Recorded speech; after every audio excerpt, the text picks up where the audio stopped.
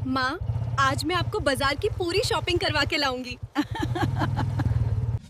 DM कीर्ति कुमारी आज अपनी मां शांति देवी के साथ बाजार जा रही थी, जो कई महीनों बाद कुछ दिनों के लिए घर लौटी थीं। इसीलिए वह नहीं चाहती थी कि किसी सरकारी तामझाम की वजह से मां के साथ बिताए जाने वाले इन कीमती पलों में कोई खलल पड़े। तभी कीर्ति ने एक बंद पड़ी दुकान की ओर इशारा करते हुए कहा, मां, आपको याद है वह सामने वाली दुकान? बचपन में यहां से आप मुझे स्कूल के लिए सफेद रिबन दिलाया करती थीं।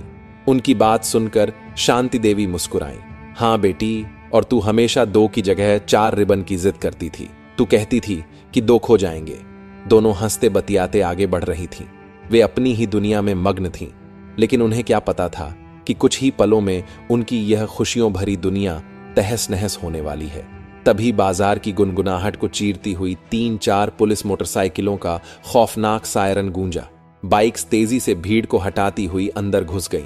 हर बाइक पर 2-2 सिपाही बैठे थे, जिनके चेहरे हेलमेट के काले शीशों के पीछे छिपे थे, लेकिन हाथों में लिए डंडों से उनकी नीयत साफ झलक रही थी। एक हवलदार चिल्लाते हुए बोला, चलो हटो, सब रास्ता खाली करो, दुकान के अंदर जाओ, ऊपर से हुक्म है, साहब का काफिला निकलने वाला है। यह सुनते ही बाजार में भगदड़ मच गई। लोग डर के मारे अपनी दुकानों और ठेलों को अंदर खींचने लगे। जो बाजार अभी जिंदगी से भरपूर लग रहा था, अब वहां एक अजीब सा डर पसर गया था। एक सिपाही ने फूल बेच रही बूढ़ी औरत की टोकरी पर लात मार दी, जिससे सारे गेंदे के फूल सड़क पर बिखर गए। एक लड़का यह सब अपने मोबाइल में रिकॉर्ड करने की कोशिश कर रहा था। तभी उसके गाल पर एक जोरदार थप्पड़ पड़ा। जब अफसर का दौरा हो तो मक्खी भी नहीं दिखनी चाहिए, सब साफ चाहिए। एक अफसर गरज रहा था। उसका नाम था इंस्पेक्टर बच्चन राणा। उसकी तोंद उसकी वर्दी से बाहर झांक रही थी और आंखों में सत्ता का नशा साफ दिख रहा था। इस इलाके में वह अपनी बदसलूकी और घमंड के लिए जाना जाता था। किसी को पता नहीं था कि कौन सा अफसर आ रहा है, लेकिन हर कोई डरा हुआ था। यह तमाशा यहां लगभग रोज होता था। कीर्ति यह सब अपनी आंखों से देख रही थी। उसके चेहरे की हंसी गायब हो चुकी थी। उसकी आंखों में एक अजीब सी खामोशी थी। वह बाजार, जहां उसकी मां ने अपनी पूरी जिंदगी गुजारी थी, आज उसी जगह वर्दी पहने लोग आम इंसानों के साथ ऐसा बर्ताव कर रहे थे जैसे वे किसी के गुलाम हों। कीर्ति ने उनके खिलाफ आवाज उठानी चाहिए, लेकिन शांति देवी ने उसे रोक लिया। दोनों बिना कोई दखल दिए आगे बढ़ने लगी। चलते चलते शांति देवी के पैर दुखने लगे तो वह एक दुकान के बाहर रखे खाली बक्से पर बैठ गईं। उन्होंने कहा, बेटी तुम जाओ, सब्जियां ले आओ, तब तक मैं यहीं बैठी हूं।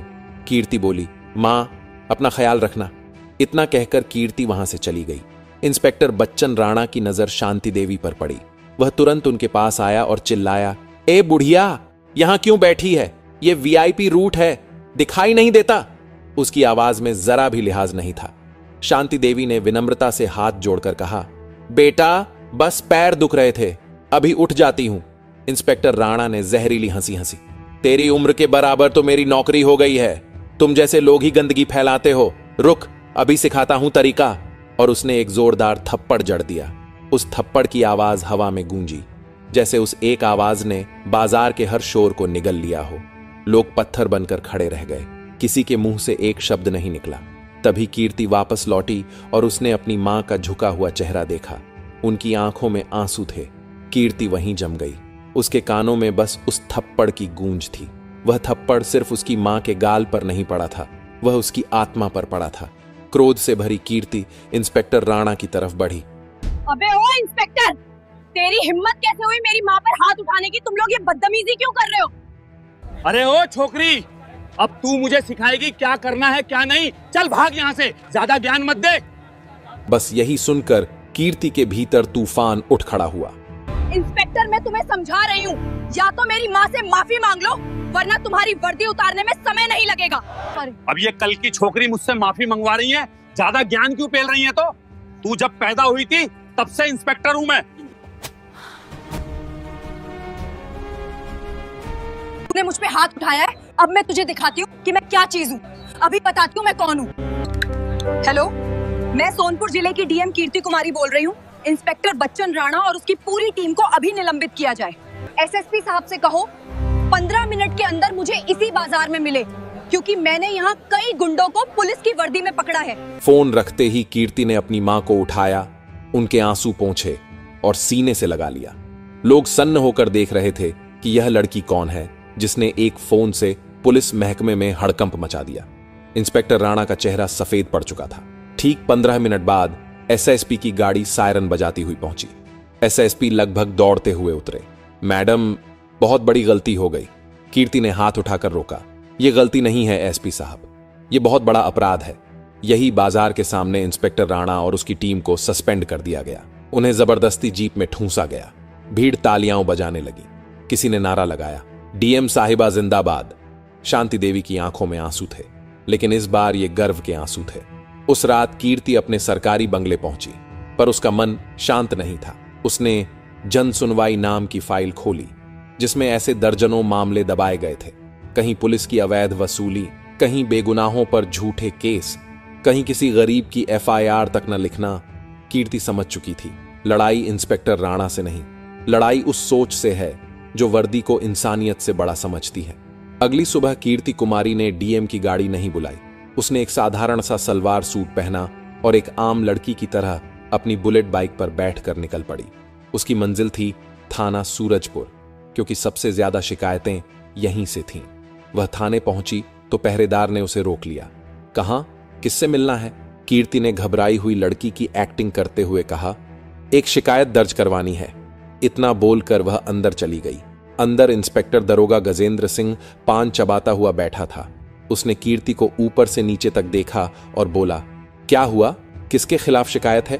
कीर्ति नरम भाव से बोली, यहीं के कुछ पुलिस वालों के खिलाफ।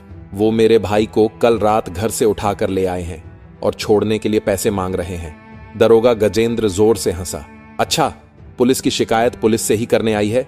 चल भाग यहां से, ज्यादा नाटक किया तो तुझे भी अंदर डाल दूंगा। कीर्ति हल्का सा मुस्कुराई। तभी दरवाजे से वही एसपी अंदर आया जो एक दिन पहले कीर्ति के एक फोन पर बाजार में दौड़ता हुआ आया था। दरोगा गजेंद्र और सिपाहियों की आंखें जैसे ही एसपी पर पड़ी, सभी तुरंत खड़े हो गए। दरोगा गजेंद्र सिंह तेजी से सामने रखी कुर्सी के पास गया, उसे अपने हाथों से साफ करने लगा और बोला, साहब बैठिए। एसपी जैसे ही कुर्सी पर बैठने वाला था, उसकी नजर कोने में खड़ी कीर्ति पर पड़ी। वह तुरंत खड़ा हो गया। उसकी आंखें फटी की फटी रह गईं। एसपी को इस हालत में देखकर दरोगा गजेंद्र सिंह के भी होश उड़ गए। उसके मन में सवाल उठने लगा, इस लड़की को देखकर एसपी साहब का चेहरा इतना पीला क्यों पड़ गया? उसने धीरे से पूछा, साहब क्या हुआ? एसपी ने गुस्से और डर के मिले जुले स्वर में दरोगा गजेंद्र पर फटकार लगाई, इस मैडम को कुछ बोला तो नहीं ना? यह सुनकर मानो गजेंद्र के पैरों तले से जमीन खिसक गई हो। एसपी साहब तुरंत दौड़ते हुए कीर्ति के पास गए और बोले, मैडम मैंने आपको देखा नहीं, मुझे माफ कर दीजिए। यह देखकर मानो दरोगा गजेंद्र जमीन में धंस गया हो। उसकी आंखों में डर साफ छलक रहा था। वह घबराकर बार बार एसपी की तरफ देख रहा था और फिर उसके सामने खड़ी कीर्ति की तरफ। कीर्ति अब मुस्कुराना छोड़कर गंभीर हो गई। उसकी आंखें तेज और सख्त हो चुकी थीं। वह धीरे धीरे आगे बढ़ी और दरोगा गजेंद्र के सामने खड़ी हो गई। गंभीर और ठंडी आवाज में बोली, इंस्पेक्टर तुम्हें पता भी है तुमने अभी किससे बात की है? मैं वही कीर्ति कुमारी हूं, इस जिले की डीएम जिसे तुमने कुछ देर पहले थाने में डालने की धमकी दी थी। अब बताओ, जनता की शिकायत सुनने के बजाय तुम लोग उन्हें उठाकर थाने में बंद कर देते हो और पैसे वसूलते हो।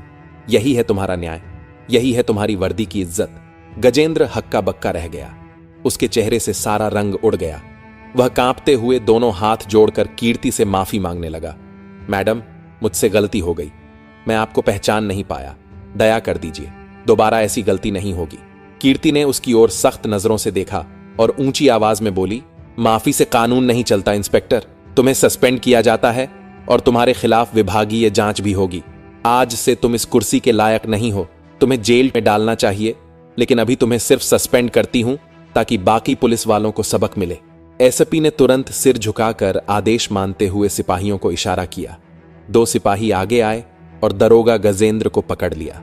गजेंद्र हाथ जोड़कर रोने लगा, मैडम रहम कर दीजिए, मेरी नौकरी चली गई तो मेरा घर बर्बाद हो जाएगा।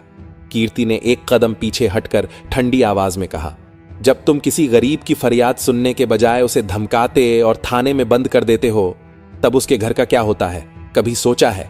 अब अपने घर की चिंता करना। थाने में सन्नाटा छा गया। सबकी निगाहें उस महिला डीएम पर थीं, जिसकी आंखों में नरमी नहीं बल्कि न्याय की आग जल रही थी। कुछ ही मिनटों में थाने का नक्शा बदल गया। अवैध रूप से हिरासत में रखे गए लड़के आकाश को तुरंत छोड़ा गया और उस दरोगा समेत 3 पुलिस वालों को मौके पर ही सस्पेंड कर दिया गया। यह सिर्फ शुरुआत थी। अगले 3-4 दिनों तक पूरे जिले में एक दहशत फैल गई, एक गुमनाम डीएम का खौफ। कोई नहीं जानता था कि वह कब, कहां, किस रूप में पहुंच जाए। कभी वह किसान बनकर तहसील पहुंच जाती, कभी मजदूर बनकर पुलिस चौकी। पूरे शहर में डीएम कीर्ति कुमारी के किस्से सुनाए जाने लगे। एक ऐसी अफसर जो दिखती नहीं, बस इंसाफ करती है। जनता खुश थी, लेकिन सिस्टम के अंदर बैठे कुछ बेईमान लोग बेचैन होने लगे। उनकी अवैध कमाई बंद हो गई थी, उनका रोब खत्म हो रहा था। और फिर वही हुआ जिसका कीर्ति को अंदाजा था। एक दिन गृह मंत्रालय से एक चिट्ठी आई। डीएम कीर्ति कुमारी द्वारा की जा रही कार्यवाहियों की जांच के लिए विशेष समिति गठित की जाती है। यह सीधी चेतावनी थी, अपनी हद में रहो। उस शाम शांति देवी ने फोन लगाकर पूछा, बेटी ये सब खतरनाक है, तू अकेली इन सब से कैसे लड़ेगी? कीर्ति ने नरम आवाज में कहा, माँ, जब आपने मुझे पढ़ाया था तब ये नहीं सोचा था कि लड़ाई कितनी बड़ी होगी। आपने बस ये सिखाया था कि सच के लिए लड़ना है। और वैसे भी मैं अकेली नहीं हूं, पूरा शहर मेरे साथ है। लेकिन भीतर वह जानती थी लड़ाई अब और कठिन होने वाली है।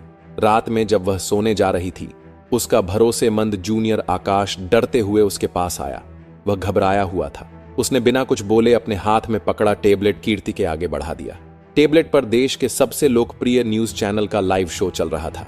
स्क्रीन पर कीर्ति की तस्वीर थी और नीचे लाल अक्षरों में चल रहा था, डीएम के 2 चेहरे।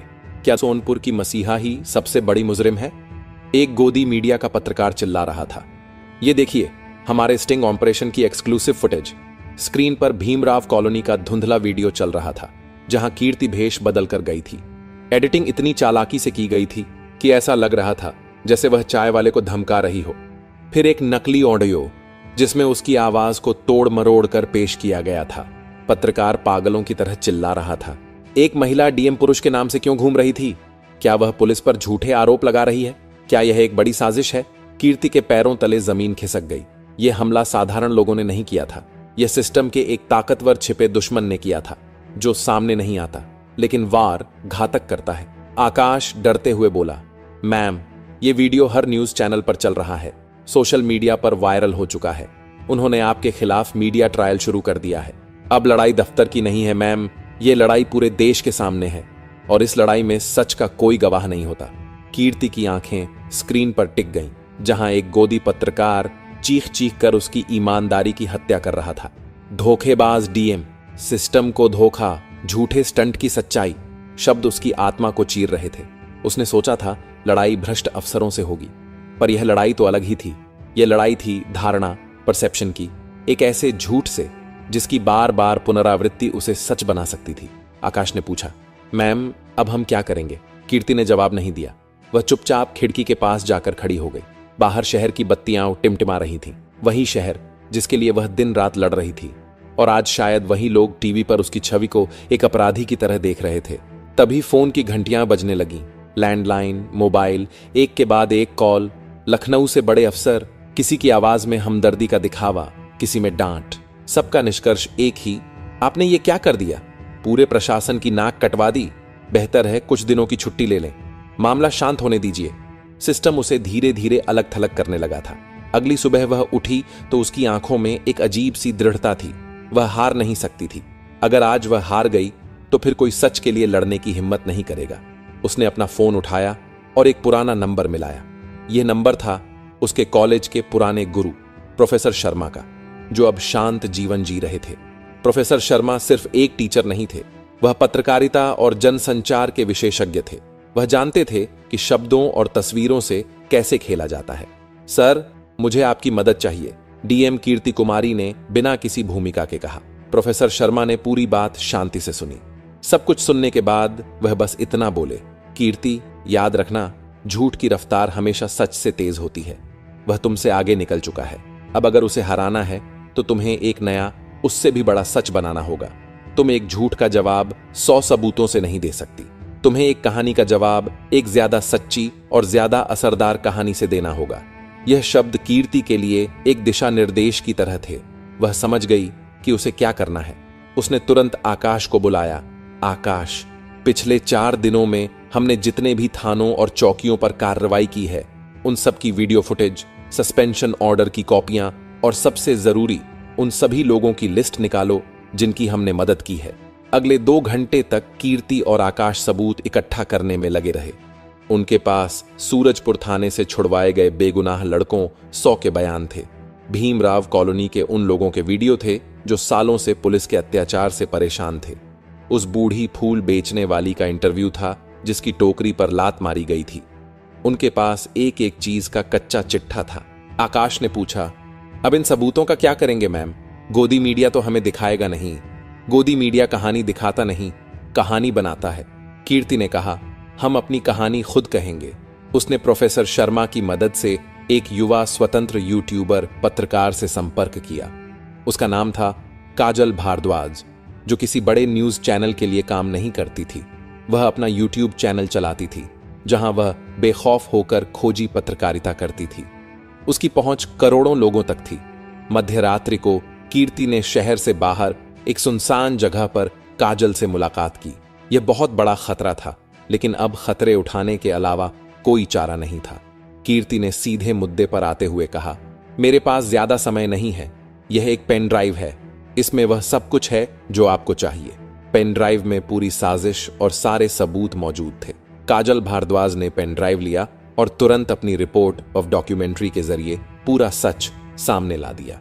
कीर्ति की बेबसी और उन पर लगाए गए झूठे आरोपों की सारी परतें खोल दी गईं। वीडियो इंटरनेट पर वायरल हो गया। भ्रष्ट पुलिस अफसर बौखला गए।